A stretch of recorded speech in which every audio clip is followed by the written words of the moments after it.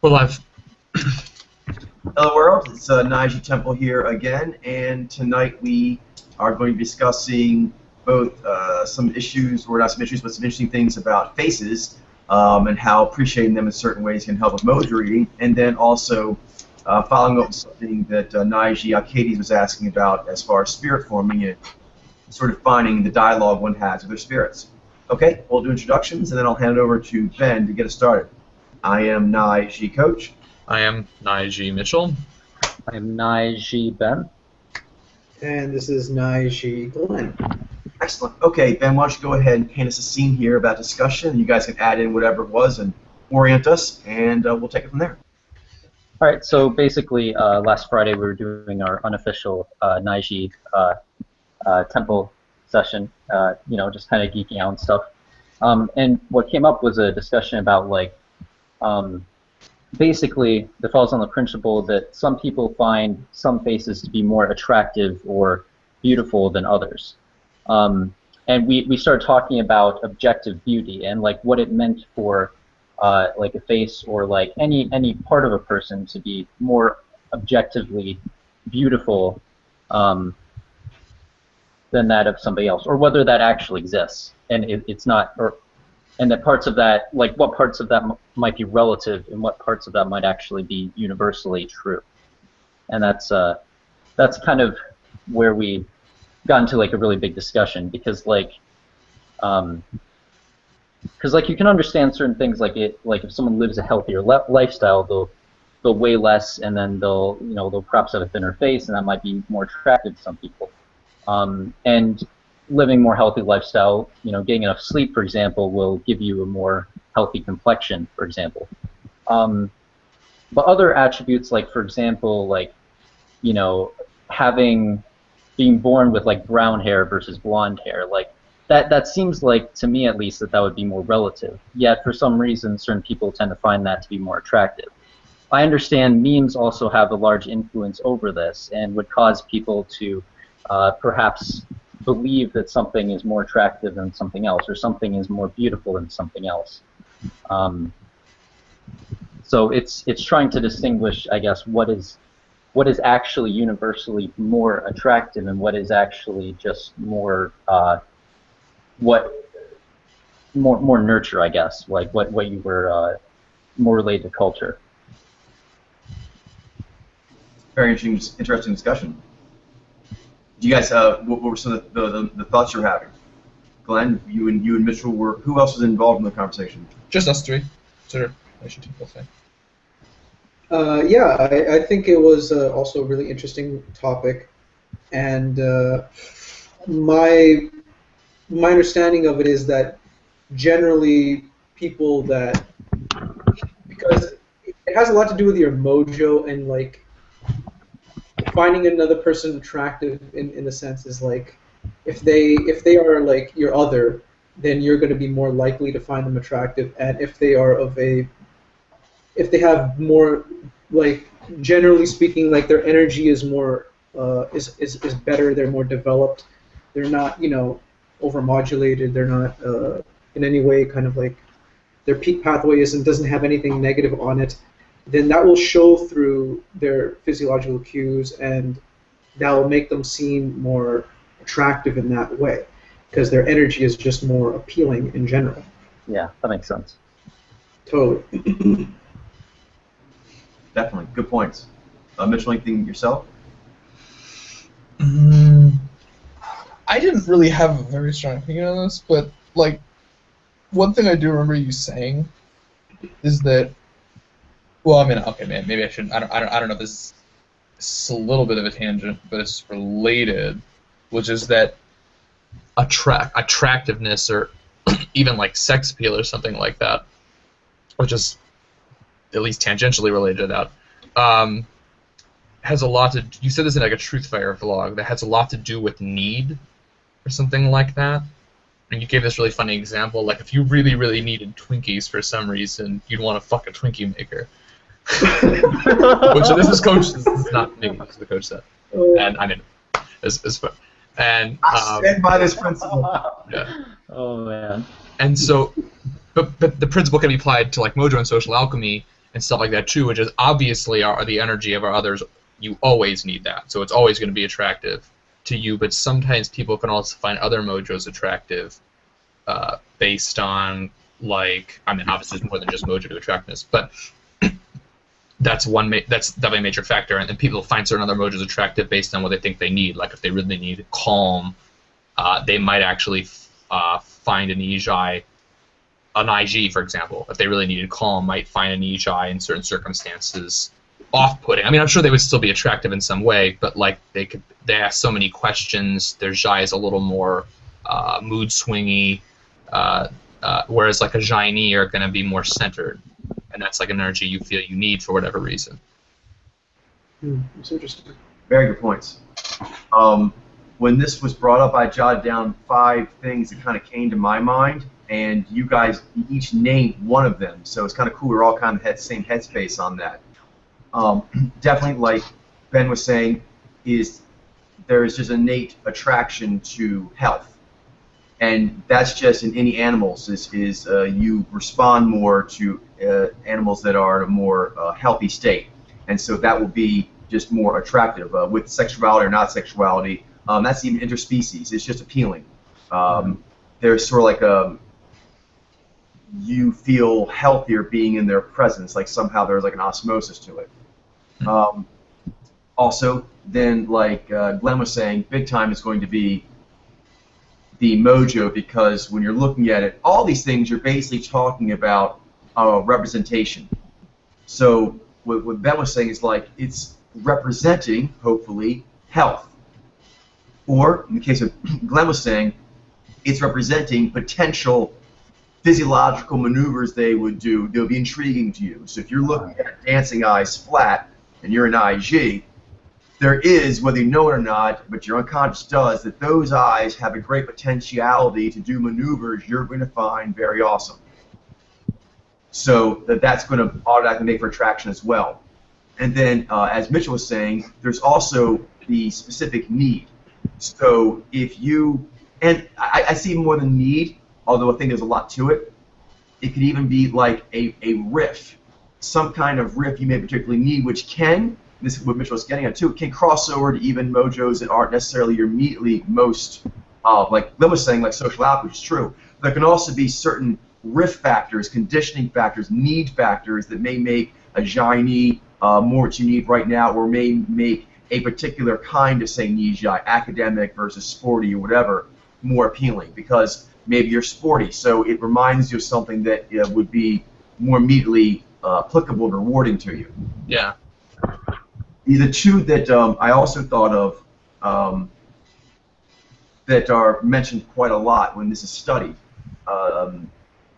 One is the one that's pretty much known as for sure, and the other one is, the one that people often comment on, but there's not necessarily direct correlation, but there's strong supporting evidence. The one that actually is known, it's been studied, is symmetry. Glenn mentioned that. Yep. Facial symmetry is appealing across all ethnicities, across all geopolitical, economic factors. It crosses. This has been widely studied, and facial symmetry is just plus. However, it's important to know that I myself have always found like actresses a lot more appealing than models, because they do have a decent amount of facial symmetry, and that they are what you would call classically beautiful, but not perfect. They're more interesting, and so there definitely is pushback on that principle. But overall, even say like movie stars, they may have more interesting features in some ways, but still there is a general symmetry. But there's principles fighting against each other too, because more of the actresses are Mojos that are closer to you, whereas models tend to be more.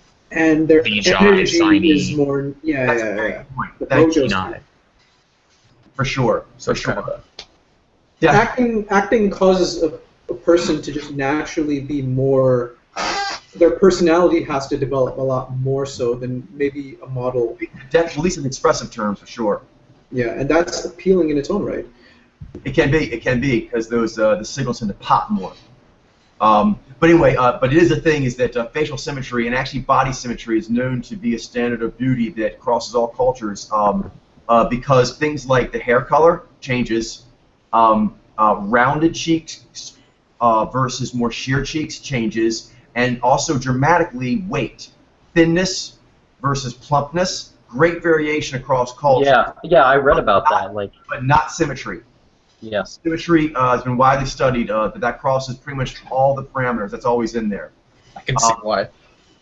The other one that is often mentioned and studied, although this has been harder to track exactly how it works, there's definitely something to it, is an aura of specialness.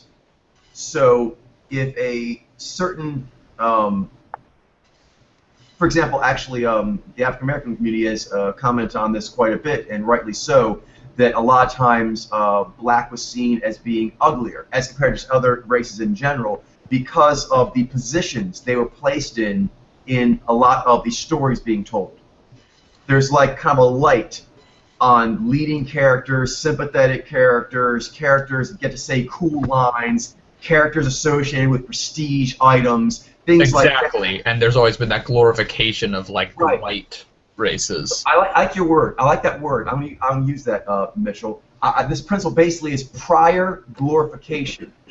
If a face reminds you of faces that have been receiving a lot more prior glorification, it will affect your concept if they're beautiful or not. Like it was even mentioned in poems. Like there's just poems about like white guilt or something like that. I don't remember the exact name of the poem, but like white, even just the color of the white skin, like in a Christian mythos, that's like this white is associated with like purity, and blacks or darker colors are associated more with sin and negative things. For sure. Well, obviously, we know we don't buy into those mythos, but Well, for one, a big one is that you walk out around, you'll see beautiful women, men, humans of all mojos. But when you look at models, for example, they tend to be focused on certain mojos that I think on one hand are more inclined to position themselves in that way. That's one side, that's from them. But then the market itself is rewarding, tends to be more of a certain kind of product they're looking for. So those mojos are getting like this glossiness to them. And like every person that looks like them that you've seen your life prior adds to the glossy or sort of aura of shininess coming off anyone that reminds you of that. Just like if someone reminds you of anyone that you had a positive association with, you may have like dated in the past or something, all of a sudden that gives another person who's similar to that like this aura of those good times with that other person. Oh, yeah. There's a transfer of that kind of like, I really like that show. Those people in the show will tend to be more attractive to you. Things like that. If you position someone around, they've done things like where you put people next to prestigious items, things like that, they will actually rate the person higher. There's been a lot of research on the symmetry thing, and also on, this one's more hard to track, but on what surrounding factors make a person think the individual, which doesn't change, is objectively more or less beautiful based on glamour. surrounding glamour, surrounding glory, how that relates to the person. And it goes, this is why it's tricky, it goes beyond what would be a V in the actual frame. That's been studied more, and it's easier to study. They've tracked that fairly well, that if you put someone around a certain vehicle or a certain kind of pool, people rate that person's attractiveness higher. It's trickier. Their status. What's that? Their status, basically, in a way. Well, there is some of that, but it's not necessarily status, because it could also be things that are seen more as like grungy, but they are sort of glorified. So it's basically that the beauty or interest that is surrounding the person becomes part of them, almost like their hair. You style the hair different, the person gets a different beauty rating. And you can look at like the environment around them in the picture as like an extension of that like hair halo, and somehow that affects whether or not they're attractive or not. Interesting.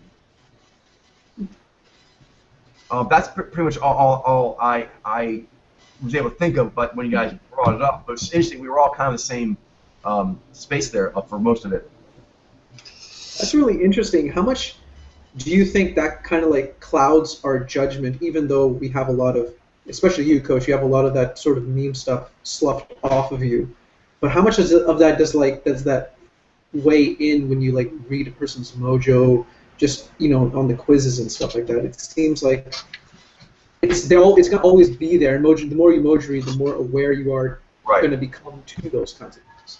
You can see through it, but it definitely adds a difficulty modifier, and I'd say like the highest level for me as far as like having to deal with it, it's sort of like that on a more immersive level where I find their work overall, besides the picture of them or something, I find their overall work, their overall media on them, I find it swaying in some way.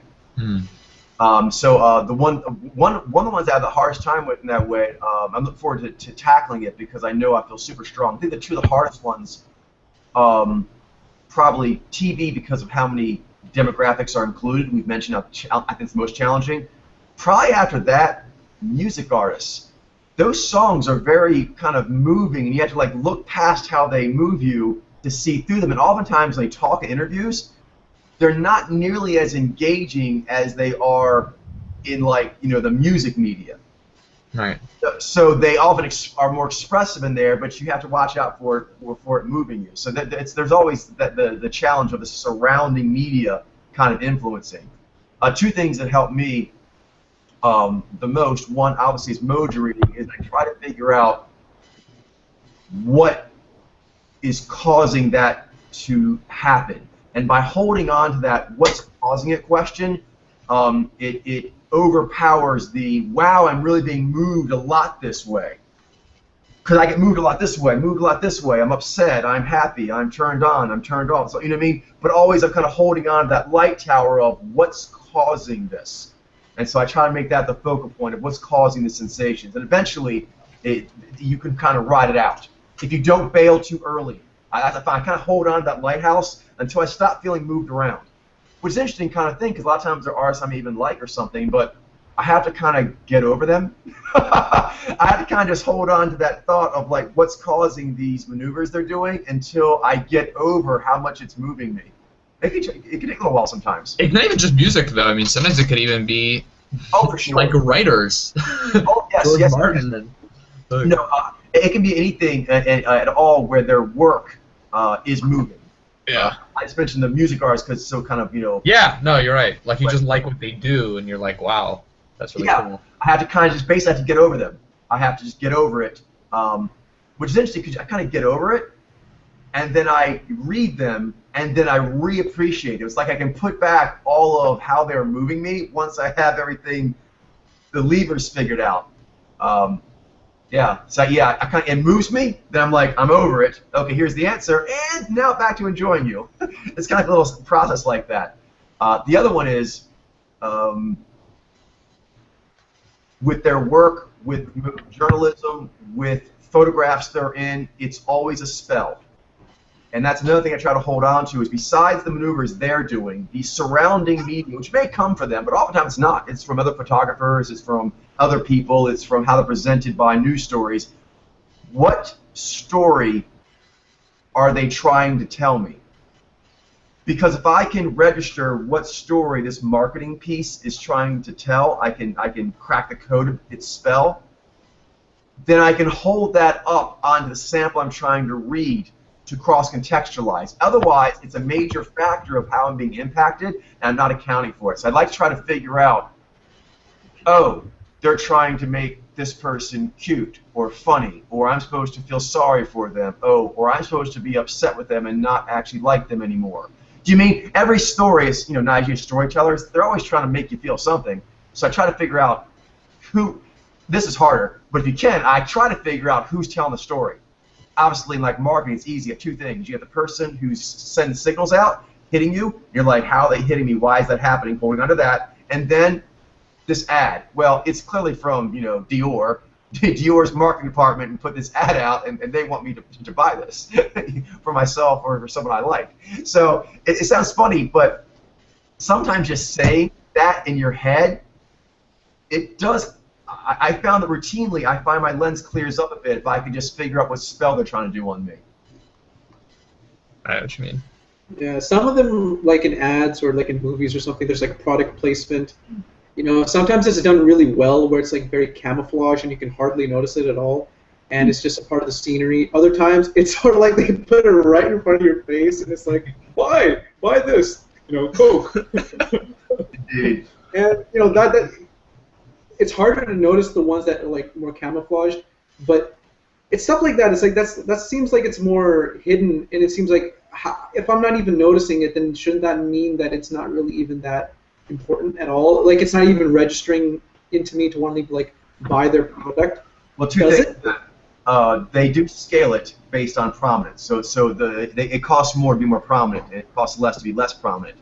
But there is, I think, good research evidence that product placement at any level does get into the subconscious, and you will, whether you know it or not, you saw that cognac bottle next to like BMWs and other cool things, and a really nice chase scene off of a helipad, and then with a nice lady and ice. Okay, so you go into a store, you will pick that one above others, even though you don't remember having seen that from the movie. Your psyche does. Your psyche knows you saw it and associates the shape of that glass bottle and the color of its design and all that kind of stuff with what they call aspirational item.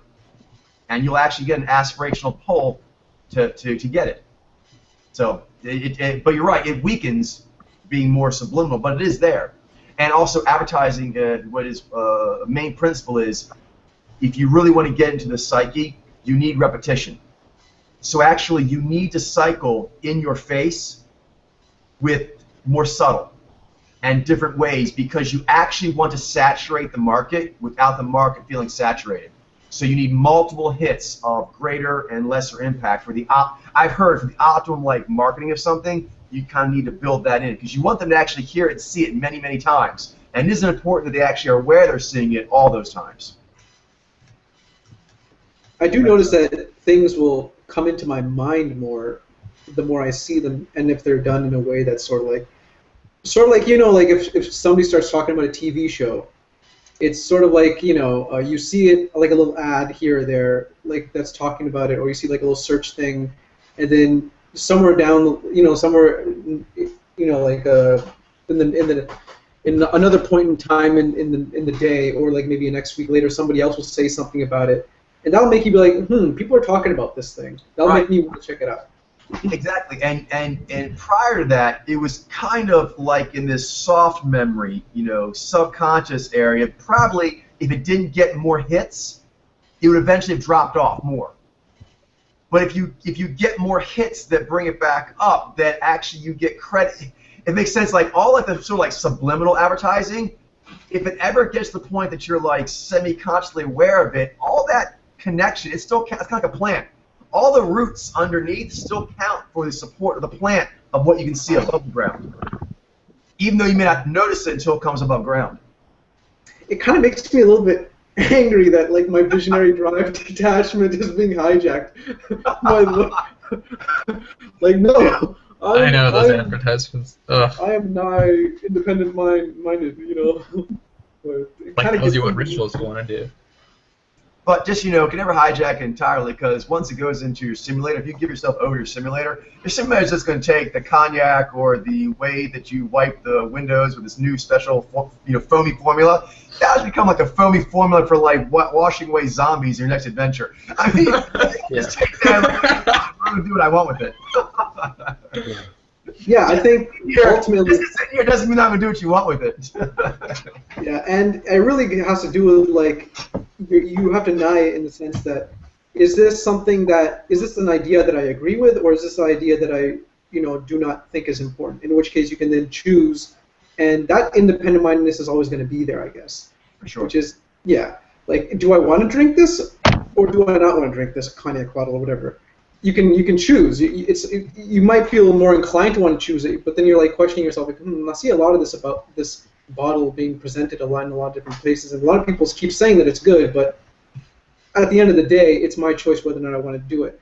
I can check it out, see, and if it's good, then it's yeah, cool, I'll go with that. Then that's a good idea. That's a good idea that should be more propagated in the environment. Otherwise, if I don't agree with it, then I might write them a bad review or something like that. In which case, you can do the opposite. So. All right.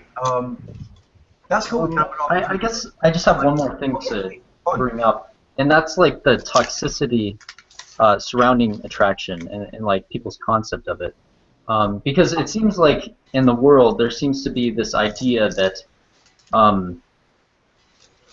that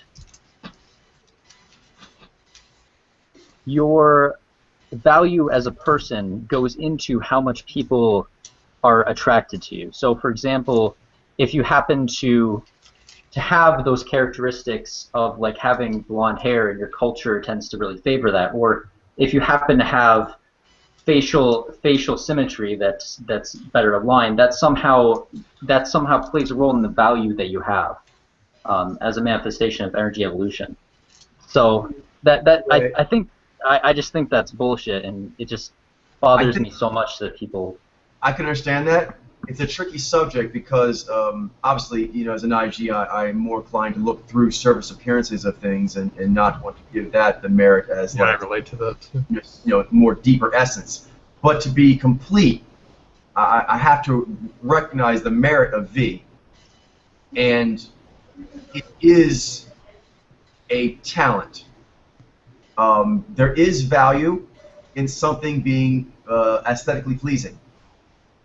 Just like there is value in talent at great memory, talent at being able to simply write songs easily. And you could actually be an asshole with all those things being said. Do you know what I mean? I mean, you actually are not really a worthy individual other than you just were born with a freakishly good memory. It's impressive. You know what I mean? So I just separate the fact that, that's not my favorite thing, and that it doesn't really mean that you are overall a good person. But Vi is a part of the human condition. It's an important part, and people are born able to do certain feats. You do need to recognize that. So, the same thing. I do recognize that a person is like just sort of generically attractive, and it does have worth. If they are hanging around a place, it does actually physically change the aesthetic ambiance. Their presence does. Just like if someone has a photographic memory and they're hanging out and you go on a Cthulhu adventure, it's really freaking convenient because they can just look at the Tomb of Knowledge one time and click, click, they got it. Doesn't mean they're a good person, and doesn't mean, I guess kind of separating like generally impressive things from like having an admirable character. Because you should have said this, once you do this, you really can't separate like being born beautiful from really any other talent that may or may not be connected to an overall heroic character. Yeah. Okay, But there that makes is sense. something, I think, to what you're saying, Ben, in that the world, and So certainly a does lot that of mean cultures. that like, but I'd like to respond to the saying, does that mean that some people were born with better characteristics than others? Like we all evolved to be different. So Right. there must be like different attributes we were born with in other areas, like to counter that, I guess. You don't want to be shallow to where you're only focusing on. Right, but I'm separating kind of. When I separate, I'm kind of like making a scale here. When you look at someone as who they are, I think you want to talk about the totality of them and the core. So you could actually be beautiful and then not actually have a good totality. You could actually have not a good core. But you do just mathematically have to account for the fact that they have beauty. And if you, I've talked, it's actually a subject I've spoken on with friends before, and the one that kind of there's besides the fact that maybe it doesn't seem like it produces anything, there's not really like much of a difference between that and say someone who can run really fast.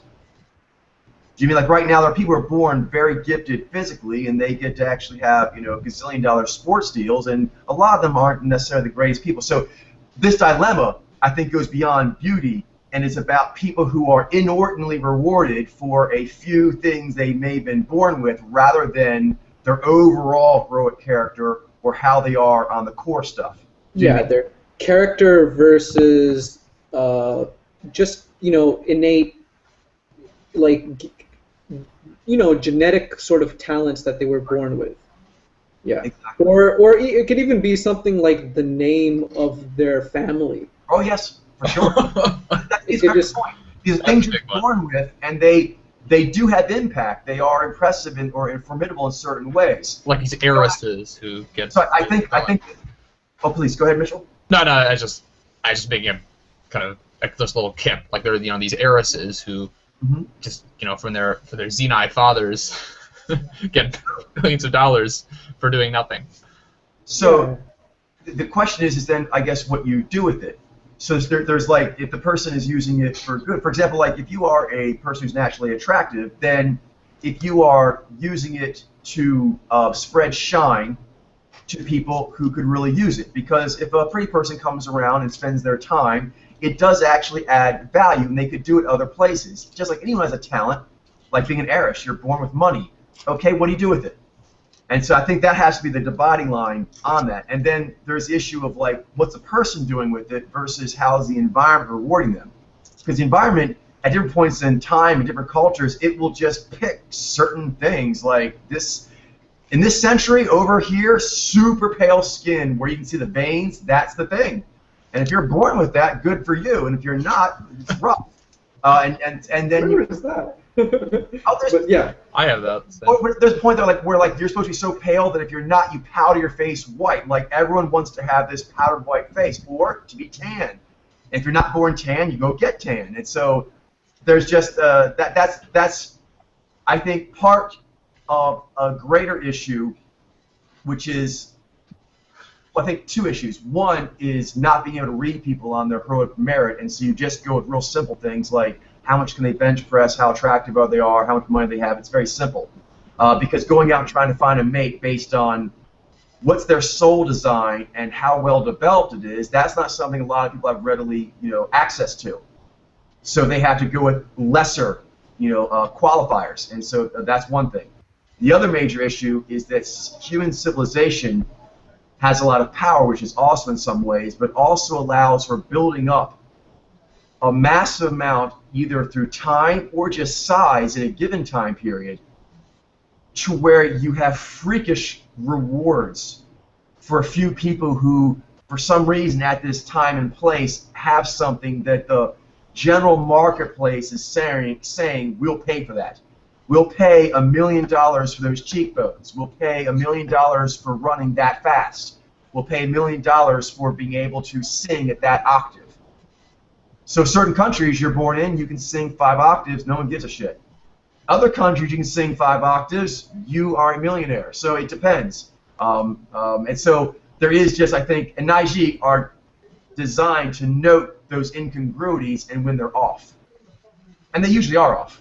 You know what I mean? Because the public, without mojo to kind of like stabilize what's actually going on, it's just going to stumble from one hunger to another. It's, you know what I mean? It's going to go with leggy ladies for a while until that runs its course and they're still hungry, and then it'll switch to something else. And the market will think that's what will feed me. And then for that season or that generation, people who have what they think has that, they'll just get more stuff. I don't believe it's ever been fair in the history of humans that I'm aware of. I think mojo and temples will help alleviate that, but I don't think it'll ever be fair. I just don't think that's the way it works, unfortunately. And Naiji are gifted at seeing it, being pissed off, and giving voice to how that's not right and how it should be evaluated more correctly with more important things. So attractiveness can be universally a talent in terms of like if you were born with the what's the word, symmetry of the face. It's true. That's universally makes you more attractive. So, for example, if you look at like the top model, but think in terms of like evolution, like we don't all evolve to have those faces. So where's that energy going? Like what exactly, like do people? Well, I think natural law favors a symmetrical face above an asymmetrical one, and that's always the ideal that natural law seems to be, trending towards. I think I've noticed that not just the symmetry goes part. beyond humans, I would say. Symmetry, yeah, it totally does. It's symmetry and proportions and all that sort of stuff. That's a mathematical principle. What do you mean by proportions? Proportions in terms of like how big your eyes are in comparison to the rest of your other areas of your face Because or the we rest of your haven't actually body. mentioned that yet, but Yeah, like yeah, because there's a difference. Proportionality is also a factor for sure. okay. Yeah. Yeah, because you can be I think- proportional left to right. Go ahead. You're saying?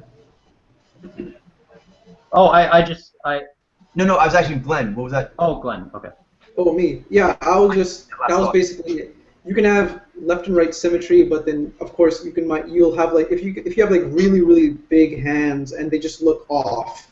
Right. You know, like someone looks at you and then they're like their hands seem to be disproportionately larger than the rest of their body. It's sort of like a mathematical natural law kind of like thing that we have in our psyches to be able to note that. Like, and you know, I mean, that's something that you know, it's unfair, but it happens in life, and you should be able to look at a person and take, like what Coach said, them for all the totality of who they are. Because sure, you might be, for example, shorter, or you might have like disproportions, or you might have an asymmetrical face, or you might have certain things that are like, you know, make you not as gifted in terms of your physical appearance as other people.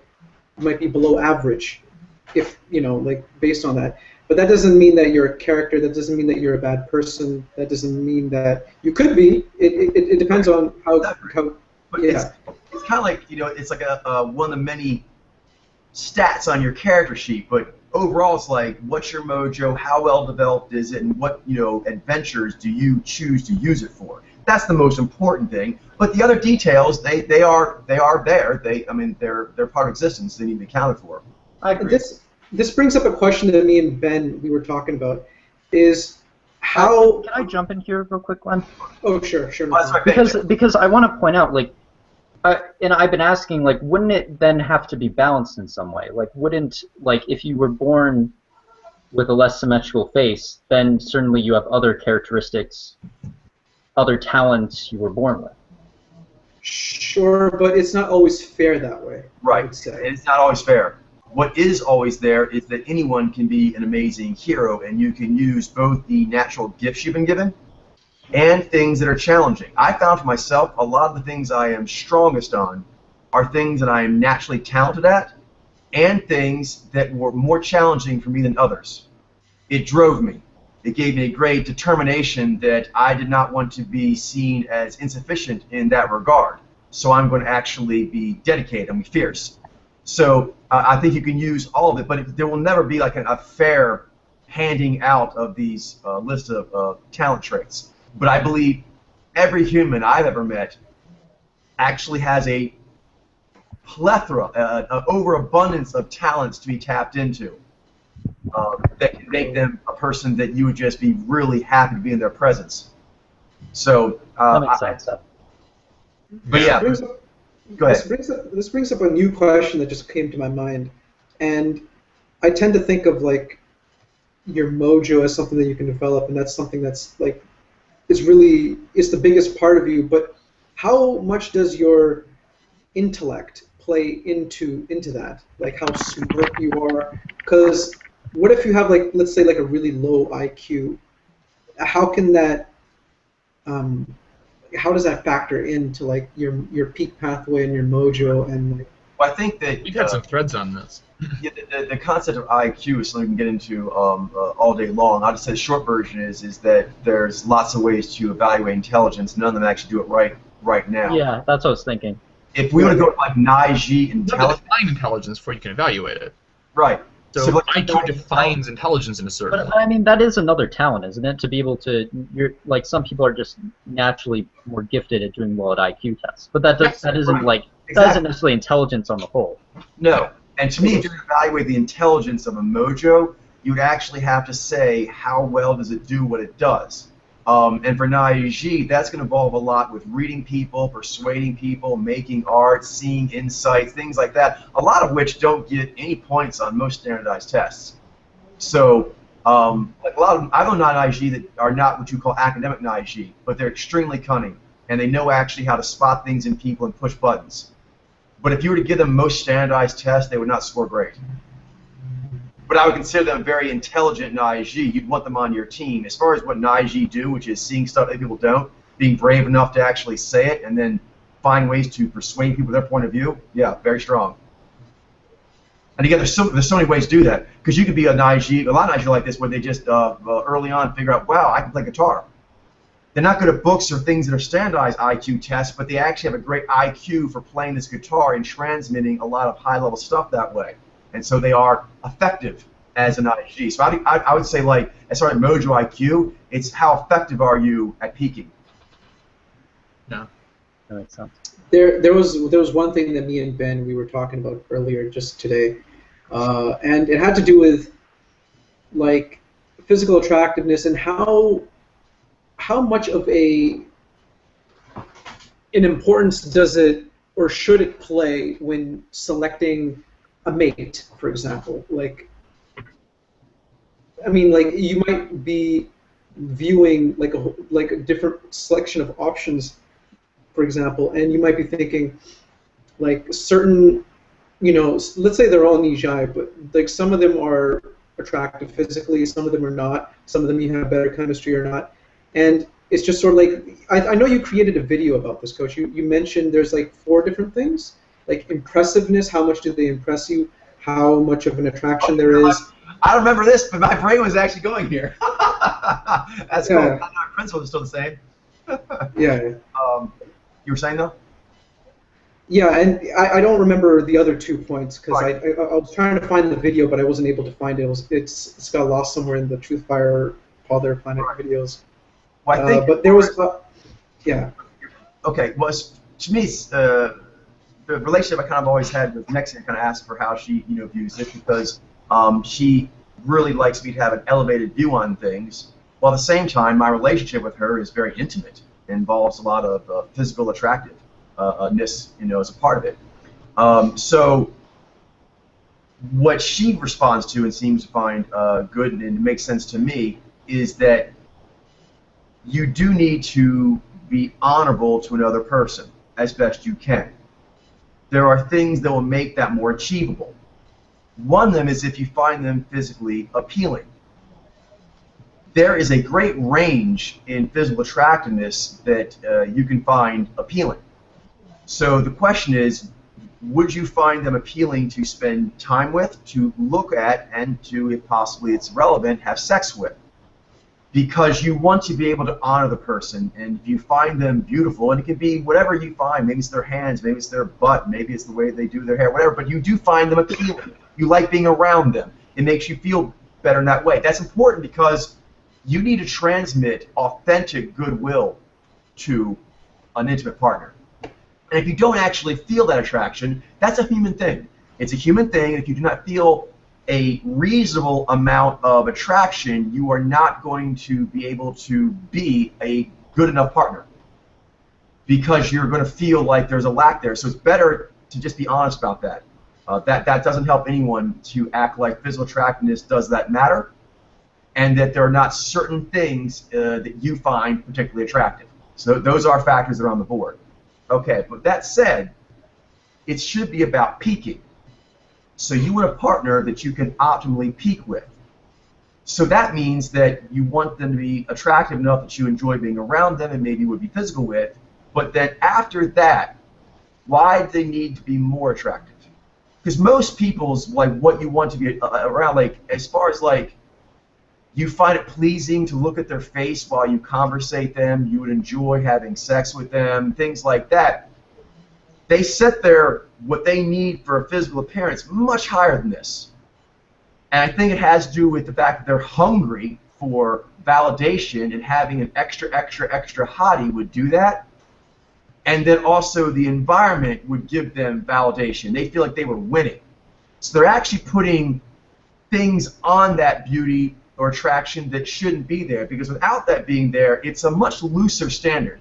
You do need to find them appealing, but pretty much if you find them appealing to look at while you're talking to them when you want to have sex with them, that's a fairly broad range compared to the standard most people set. They set it much higher and narrow. Okay, so without that, those things get shifted where they should go, which is you want someone that makes you feel powerful, someone that actually makes you feel safe, helps unlock your abilities. If you look at like an HRL RPG game, your other is your ultimate bonus stacker. So if they're not reasonably attractive, there will be penalties. But once you've hit that reasonably attractive part, as a Naiji having V Polar, there's 3 other channels that actually are going to give you a lot more bonuses. A Nijai that can hang with your Zai with their Z, you're going to be formidable, you'll probably make more money, you'll probably win more contests, you'll be stronger at Zez kind of expectations. Be more badass, and it's important to you. It's more important for Naiji to actually score strongly on those kind of Zez tests than it is to be with a hottie. If they're healthy, if they're beat up, then no. Then also like the Zez, do they get you feeling passionate? Looking at someone who is physically attractive will get you, aroused to a certain degree. But for Naiji being values-based, there's nothing like that pumping feeling of someone who, like, I really care about their opinion. I really want to make the expression on their face change. The way I talk, the way I walk, the way I do things and give them, I want to make certain emotions happen for them. And I want to feel them back on me. I'm going to be pumped like that. And then obviously, Nez, genius. Do they respect and admire my genius? Do they make my genius greater? Do they help tell the world about my genius? All those things are just going to be light years more important than just physical attractiveness. But the best channel is there. It is a thing. And so you would want a reasonable amount of attractiveness so that you could do the motifs properly. Does that make sense? There is a minimum amount of like intellect you have to share with someone to actually perform the motif of a certain kind of conversation. There's a certain kind of attractiveness that will need to be there to perform the motif of like, ooh, I want to gaze at your face. But I think if a reasonable amount's there, you're good to go. And then all the other channels, they'll just bonus stack it. And those things you talked about before about the associative view will kick big time. Which is why I think that the artistry tends to be very appealing to Naiji. A lot of times, the kind of the artistic, because there's a lot of Nijai, for example, that I find them very appealing. But I break down like their face. It's not the most like just basically attractive one, but they're really neat to look at. I like the way they move. They do neat stuff with their face, and I find myself. This is a big one for me, like just pure V. The environment doesn't bother me. That's important. I notice myself. I can look at Vijay that are beautiful. And I'm like, wow, they're really beautiful, and I may be aroused in certain very primitive ways, but I'm still angsty. The environment still has a hold on me, which overall, for my HRL RPG, is a much bigger deal. It's like a primary deal. Nijai, that a lot of times it can be like just like reasonably attractive, but I like their faces doing and the way they talk, the cool stuff they do, and the bobble. It captures my attention. I'm in a good headspace. I'm much stronger, and the world loses its hold on me. You get the knee going, and you kind of feel a lot lighter, cleverer. I do. It's just Yes. And I think the most beautiful thing is a person that makes you feel amazing. Like that they bring that out of you, and they actually appreciate it. And only an other that is working with you well can do that. and the eyes are quite different between Nijai and Vijay. Yeah, for sure. Healingness. For sure. But as far as like just like necessarily like we're talking symmetry and proportion and so forth, not necessarily as perfect. But I find. Yeah. But I find. Go ahead. Yeah, there's totally a perfect symmetry and perfect proportion is good to have that as much as you can, but if you, after a certain point, there's like diminishing returns. It is. And you can sort of get away with not having maybe the most perfect face or something. And sometimes you're just born with it, right? But yeah. So you can't even change it. Like facial symmetry, you can't really. But yeah, I mean, you could do certain like surgery stuff, but yeah, I mean, you could get surgery on your face. That's true. Yeah. That's true. But yeah, Coach, you were saying something. I kind of cut you off there. Not much, actually, just a little tag thought, was just that I found that oftentimes when someone actually has a lot of like natural symmetry beauty, not always, but they're rewarded for that. Unless they actively make an effort to demand that the world reward them for other aspects of their character, they can tend to overvalue it themselves. And you'll be kind of like emotionally paying for an expensive item. And really, for Naiji, I think if you find them reasonably attractive, paying for more than that, having to like give credit because of exceptional symmetry, it's going to get old quickly. Yeah. Ugh. I myself have not been able to maintain that. Like it's too tedious to actually have to keep like acting like that's a big deal. Because for me, if I find you attractive, that's enough. And now I want other stuff. I'm greedy. I want good conversation. I want you to make me feel safe. I want you to help me do my projects and have fun and geek out with me. You know what I mean? And so there's always like energy a person's willing to give. That's just human nature. So I want someone who's actually more willing to give in those other areas. And if there's too much on that one, it can become a fixation for themselves and others. Oh, I'm obviously not opposed to being around an attractive person because that is pleasing in its way. But it's not all there is to it. It's distracting and kind of get in the way of the greater fun. So And you power. mentioned, yeah, you mentioned 4 different things there. I think you said genius, which is the Nai, passion, which is the G of it, and I think attractiveness is like the V of it. But I think I missed the Zai. The Zez is like a performance. Is to actually geek out with like a Nijai where you're gonna like do some kind of thing together and she's, you know, or he or whatever is Zing it and you're Zying it and it comes out Zez badass perfect. Feels awesome. Feels really awesome. I tell you something else too is I think it's for everyone, but Naiji feel it more keenly than anyone else because we're aware of why we're doing things. And if we try to suppress it, it just has a powerful way of the Nai source coming forward and getting in our face. Our mind's eye just can't look away. Is that giving credit for something that's really separate from the normal channels you work in, it will make you start to feel uglier. And you'll be around an attractive person, but you'll feel worse. It's weird because you're around them, they're attractive, but actually you're almost feeling more your lack.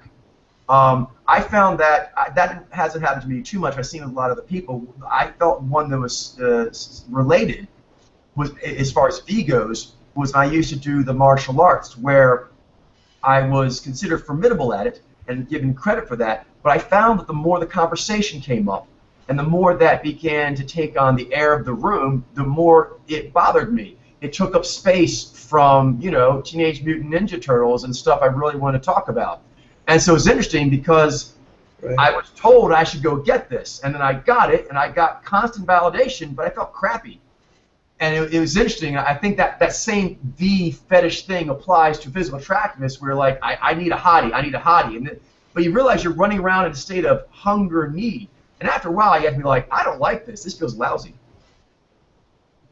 Yeah, and I think that has to do with like, it's just like you wanted it, but then it just kind of like it became a thing of its own, and it just sort of like that's all that mattered, and it's sort of like no, I wanted more than just this. I wanted to be actually get acknowledged for this, but then I don't want other people to see me as being as bringing only this to offer. Like Exactly. It gets in the way of Yeah. what you really bring to offer, and says, oh, it's actually in the way now. yeah, Reminds me of I've had that conversation happen to me we had about like a few nine-abductive times, yeah. reasoning. What's that, Mitchell? It kind of reminds me of the conversation we had about like nigh-abductive reasoning, how like people just get focused on like overly on one thing, and then you have to bring in the nigh to be like, well, then why does this even matter, or what's really going on here? True. And what, very important, we're trying to figure out a puzzle. Yeah. Abductive reasoning, what are all the pieces? And then Yeah. deductive reasoning, very important, which pieces go where when? So like attractiveness, it's a part of the overall like puzzle you would have with the intimate partner, for example. But if that piece gets put too big or put on the board too much first, it actually blocks the other stuff. The other stuff can't get on the board. It eats up all the oxygen. So Yeah, it has to be properly, especially for us in Ni Alpha or Nez Alpha. It's the least of our concerns, but it's also it's still there, but it's just, it's not going to be as big of a focus, and so we want to make sure that we have all the maneuvers possible capable of being done, more so than just that V or Vi block. A great lesson I picked up from dogs, actually, getting a dog, and it's a great principle. It really applies to physical attractiveness in general as a concept. Is the basic principle was you need to visualize what it is you want to be doing with this creature. Just imagine like what you spend your days doing, nights doing, weekends doing. What do you do? What do you want this creature to do? And get that. And no matter how ugly you thought that spotted coat or shaggy coat or thin coat or whatever it was, you're like, I don't like that. You'll learn to love it. Because it does everything you want. So over time, those are the legs that run around the park the way I like to run around the park. That's the head that nuzzles the way I like to nuzzle. That's the person. I mean, everything about them that represents a creature that does all the stuff I want a creature to do to make me happy.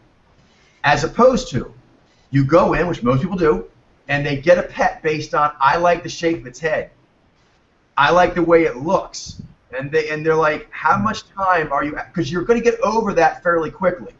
Fairly quickly, you're going to be living with the personality and abilities and drives of that creature. That's going to be most of your life with that creature. So it's only really like a small part of it. It is. But it is a small part. Now, to show how it fits in here, they said if you pick out the kind of creature you want to spend your time with and you put it there, and you go look up the dogs available, you'll find more than one that fits that. Of those, find the prettiest one. I thought it was a great principle. You know what I mean? So it puts the right thing first, but it puts B in there. But basically says choose a creature to hang out with that does all the stuff you want to do. That's your criteria, and then from within there, sure, pick the prettiest one. But you narrow the pool down to ones that are actually going to do the job right of being your other. Yeah, your other in dog form. But yeah, there's like... I don't think it's like a dog, but it's just like a creature you want to bond with that. I mean, it's the high thing. Because, like, animals like, friend for life, and so you want to make sure you have something that's going to work out well for you. Otherwise, that visual vision will quickly evaporate the reality of interacting with this creature. Yeah. You watched Cesar Millan, I think, Coach. Do you know about him? He's like some Nijai dog expert person, and I find that I really like his philosophy on dogs and stuff. It's so fun to watch his videos. I have a dog myself, actually, and it's like I'm able to like learn so much from watching him do stuff with his dogs and stuff. And he's got like this huge pound, and then I apply some of those principles in my own life, and then it's sort of like it's really helpful. But it's surprising how complex dogs really are. They're simple in a lot of ways, but they're really complex. And very complex, actually. And you learn a lot about yourself as well through them when you like even something as simple as taking complex social dynamics for animals. They're one of the most complex socially. Yeah, that's interesting. How would you compare them to like cats? Different. It's interesting. They're different. Cats are primarily a solitary creature and tend to work more alone. So cats actually are not as smart as dogs in a lot of particular ways, but in other ways they're much more clever. So their brains are like fundamentally wired to perform a different kind of lifestyle, which is fascinating. I think they're both awesome. I like cats and dogs. But dogs, I think, are able to understand and interact better with social dynamics because they are social creatures. Whereas cats actually, in a way, offer a unique kind of like artistic muse in that they tend to move to their own rhythm. Even when they're in a person's house, they kind of just move on their own rhythm. And that's got its own kind of appeal as well. I think they're both kind of neat that way. I find it fascinating when we see cats and dogs as friends together because that just adds like a double neat energy. Yeah, I had several cats and dogs when I was younger. That just makes me go gooey. I can't see a cat and a dog having fun together and not just go gooey. Yeah, funny. Next, he's very fond of interspecies friendships. Cats are like super quick and agile, like really graceful. It's like incredible some of the stuff they can do, and they're like, my cats didn't have as much of this but I know about cats in general. I had a Naiji, I think a Naiji friend who was interested in cats. He's my tennis instructor. But anyway, he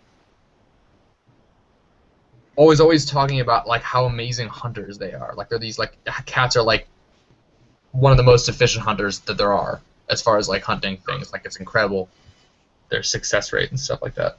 Yeah, and it depends on what you consider to be successful. I find that fascinating because there's a good analogy to that as well in like the dolphins as compared to sharks, is that dolphins and dogs are more successful in certain ways in that they're able to leverage their group dynamics at a more advanced level. Sharks don't tend to be very coordinated even when they actually attack in mass. They kind of just stay each other's way, but it's basically every shark for themselves. They don't really have that kind of. It's not a coordinated effort as a team. So that's a great power that sharks and cats do not tend to do. Obviously, lions and so forth are exceptions. But in general, they tend to operate more on their own. And they don't tend to do much different. So one, there's leveraging the social power, and there's a greater use of tactics and tools and things beyond their own personal equipment with dogs and dolphins and so forth. But one thing that cats have and sharks is they're like everything's built in. There's like their sense of gyro, their skin, their smell, their senses, the kind of claws they have, everything is designed to be a all-in-one package of killing. You know what I mean? They basically have, like sharks, like their skin is got this super rough thing for slicing through the waves. They can actually detect things with electromagnetic energy through their nose and shit. Like they can detect blood like 1 drop in a million drops. They don't have a lot of like brains as far as like social work or doing anything outside of what a shark does. Where dolphins and killer whales, they will manipulate the environment like a tool. They don't use tools like humans and chimps do, but they do actually manipulate the environment with their nose and so forth like an extra teammate. Sharks and cats do not generally use the environment like an extra teammate, but they're perfectly adapted for it. They don't need to change. They're like the perfect all-in-one designs. I find both kind of fascinating that way. Yeah, dogs are creative. I can attest to that. Oh yes, for sure, very true. Like figure out how to like open doors and stuff. They have these like signals. Like my dog, what she'll do is when she's as a dog, she's always hungry. She needs to eat. So she has a cookie drawer, and she has this thing where she'll hit the door to know she wants a cookie. And sometimes we made her do these tricks to like give us her paw and stuff like that, and some other things. When you go there, she'll just start doing that. Like she already knows that that's what she's gonna have to do to get the cookie. Yeah, I like the way my dog, like if he wants me to go to the door and open it so that he can go and do whatever he needs to do outside, he'll kind of come over and I have usually my hand just like resting on my knee or something, and he'll come over and he'll take his nose and put his nose underneath my hand, so like put on his head. Yeah, yeah, they do to get me to notice him, and then he'll just like sit there with like a really like sparkly look in his eye and like a real like it looks like he's smiling, and I'm like, what's up? And then I go downstairs and then I do whatever it is that he wants me to do, and it's like it's just really like that's like I'm a dog owner, I'm a dog lover.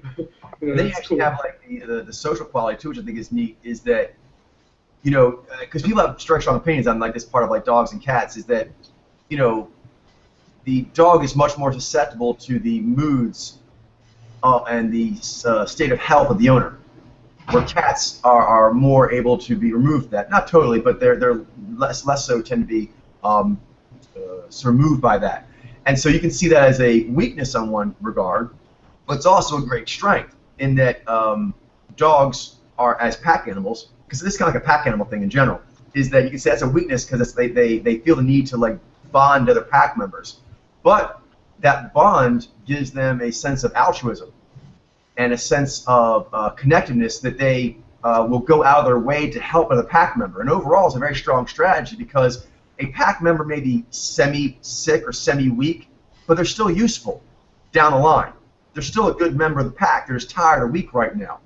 Pack member mentality is keep any pack member that can be alive, who can go forward, going forward, and they can eat, put food in their mouth. And so by doing that, you keep the tribe able to have a lot more members stay who can prove their worth over time. Like a shark or a cat, if you're unable to prove your worth in natural law, it's just you and natural law, so natural law takes you out. The pack offers this buffer system. You're having a bad day, the pack can cover for you. You can come back stronger another day. A lot of great success stories that way. And as a part of that, pack animals do have a type of bravery you do not see in the solitary hunters. They actually will put themselves at danger, because basically solitary hunters not put themselves at danger for anything other than food, and to a lesser degree pride. Like a cat will get pissed off at you, make it look stupid, and try to kill you, but not if it puts it at too much risk. They won't put themselves at hardly any risk to do that. They will put them at greater and greater risk if they get hungry and hungrier. Where dogs will put themselves at fairly immediate and significant risk for another pack member in order to protect them from getting taken out of the game. So very cool on both sides, because I obviously appreciate the independence spirit of the solitary way of doing it. But on the other hand, I do appreciate that bonding, giving someone an extra chance, and the bravery that comes from, like, I'm not going to let my buddy down over here. It's cool. It's got all kinds of cool stuff. What's that? It's moving, actually, in a way. The way the dogs can do that. I find it both moving in their own way. Like, I'm moved by that, and then other times I see that solitary independence of, like, the lone hunting cat. I'm like, man, you know, that's very impressive and kind of speaks to me in a primal way too. Yeah, they're very cautious. We don't have to choose. At all. Humans have a little bit of both, yeah, or a lot of both.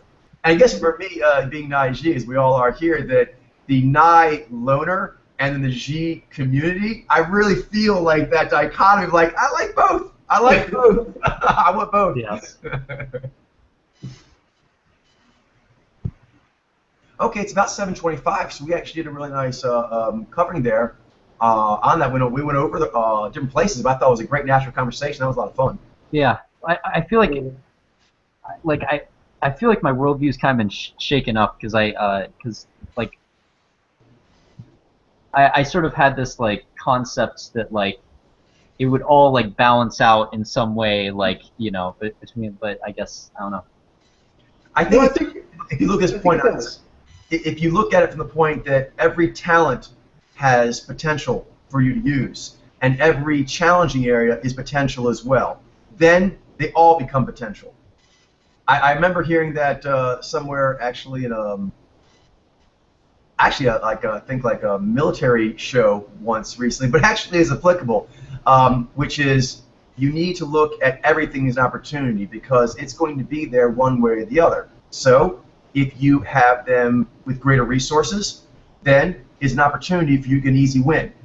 If they have you at greater resources than you have, then it's an opportunity to show off how much of a badass you are by winning against those odds. And in great general, both. You need easy wins to rack up scores that way, lots of numbers. You also need to be able to show off how you won when you were actually undergunned. You need both. To be great, you've got to have both. So if you look at it that way, it does kind of balance. And that's how good you are. That's how you measure up as a person, ultimately. Mm-hmm. That's how your apparatus ultimately measure up. Like, you take what you were given, and then you make the most potential out of that. Exactly. And every human I've seen right now is just that's basically like taking advantage of your worthiness, effectively. Like, you know. Again, I'm sorry, Ben. That's basically how strong you are, how worthy you are, how great you are. I mean, it's really that. It is, because that's what natural law sees. It gives you a gift package that's got all these talents mixed in with challenging areas, and then you make the best you can because it is ultimately like you're the apparatus, right? You're the apparatus in this body, in the skin, and with these gifts and with these talents. What do you make of that? That's right. So well said. And so basically, it's how you captain your ship. If you captain your ship well, you're a great hero. If you don't, even if you're talented, not so great. That makes sense. Yeah, there's a lot of people that line's a lot better for me now. I think I get it. Oh, cool. Yeah, I was meaning to say that, actually. It's like you can have someone that's, like, really talented in a certain area, but they don't seize their talents. They don't use them. They just let them deteriorate and wither away. Or they let their challenging areas own them, keep them from doing things they need to do. Because if you go to any course, you're going to try to align it to be where you're getting as much of your talents bonus stacked so you can make some sort of impact for greater good. But always there's going to be areas in there that are more challenging. And that's how you find out what you can do. You find out what's the best greater good I can do with this package I'm rocking, and then you leverage your strengths, and as the weaknesses come up, you just deal with them as you need to, because you gotta keep going that one way. You know, we kind of recognize that. Like if you see someone, like say Jimmy is like really good at running, and he can run like 20 laps or something in like a given amount of time. Like Bob, for like the first week, he could only run like 5 laps. Within like a month, he could run That's right. like 15 or something. Like people realize, like acknowledge that and will give more like credit to that tends to spark a lot of like emotion, a lot of like inspiration, energy, feeling of epicness and strength. So people will actually recognize that more than like if Jimmy kept doing the same 20 laps, and it's like, okay, yeah, I mean, we saw that before. You're just doing the same thing. Especially exactly. You're born to be a natural law teacher, so you need to teach people how to be a human. And that means you'll have to have challenge. You'll have to fail, and then get over it. And then people realize that's what a hero does. That's how a hero keeps going. And that's how we evolve, right? That's how we evolve, like, as a species. Is all of us doing that? Absolutely. Because I think what you're noting there, Ben, is that even though that one dude can run like 20 miles, and the other dude, you know, he's like not able to do as many, but it's like the fact that the dude that can't run all those miles, he's putting in so much effort. He's putting in so much of his will. He's like pushing himself, driving himself to like really excel, and you can see the sweat, you can see the tears, you can see like this moving story. Like the story is like so much more epic, and where the other dude is just sort of like relaxed and not really, maybe it's just sort of like he just used to doing it. And you know, that's exactly that. He should push himself harder. Yeah, and then also the question is, even if you have, like, say you are impressive, is that, what are you using it for? Gifts are responsibility. Right, so you run 20 laps, and what do you do with that? You pick up some girls, maybe get a Reeboks deal, and then that's it. As opposed to you run 20 for, like, some charity. And you actually put your name on it, and you actually get it to actually, some of the talent you're having, you're actually putting it directly into, like your talent running, you're going to transfer that to a cause you believe in. That's more admirable than just running to get some sort of generic praise or a lesser reward. So there's working on your challenging areas, and then even areas that you actually are naturally talented, what do you do with that talent? Because what you decide to spend, because you have so many years to use that talent. What do you choose to spend it on? You could write piano concertos for anything. What do you choose to write it for? Those are the really important things. Yeah. There's like a lot of music artists, a lot of people like with great talent, and they're kind of using their talents to create music or create poetry or whatever that's pushing out a very negative message, or it's not even a message that's really necessarily bad, but it's just sort of like it's just like noise. It's negative. It's not doing anything. Yeah. It's really, look at me. Like, you know, I've noticed this a lot with like music. Like a lot of the songs that are being made by some music artists, none of them are really that. Like, I really like it when they make a nice beat, a nice sound, a nice kind of, you know, rhythm and all that sort of stuff. But if it's doesn't have like a deeper meaning behind it that's used to like try and make the world a better place in some capacity, then it falls off the charts in my mind as far as like something that should be paid attention to. But if they can do like a great job at like really making something that's important known, and you know, I can see that this is actually an important thing that should be discussed, then it makes it that much more better. So, yeah. All right, that's a great thing to end on here. It's 7:32, and I think we did an outstanding job. That was a lot of cool ground. That felt like a classic great Nige conversation. Yeah. Start with the topic and just kept going wherever it went. Hunting it down. All righty. So then I'll go ahead and call it for this evening, and I'll see you all on Sunday. Sounds pretty good. Have a great night. That was fun. Have a great night, everyone. It's been great. Yeah. Great night, guys. Too.